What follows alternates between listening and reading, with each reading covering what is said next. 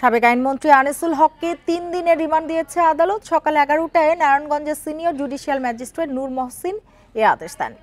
ছাত্র জনতার আন্দোলনে নারায়ণগঞ্জের সোনারগাঁ থানায় দায়ের করা আশিক মিয়া হত্যা মামলায় তাকে এ রিমান্ড দেওয়া হয়। কোর্ট পুলিশ পরিদর্শক কাইয়ুম খান জানান, আশিক মিয়া হত্যা মামলার ৫ দিনের রিমান্ড চেয়ে আদালতে তোলা হয় সাবেক আইনমন্ত্রী আনিসুল হককে। শুনানি শেষে ৩ দিনের রিমান্ড মঞ্জুর করে আদালত। গত ৪ আগস্ট বৈষম্য বিরোধী ছাত্র আন্দোলনে গুলিবিদ্ধ হয়ে নিহত হন শ্রমিক আশিক মিয়া। এ ঘটনায় নিহতের মা বাদী হয়ে সাবেক প্রধানমন্ত্রী শেখ হাসিনা সহ ১১২ জনের নাম উল্লেখ ও ৩০০ জনকে অজ্ঞাত আসামি করে সোনারগাঁ থানায় হত্যা মামলা করেন।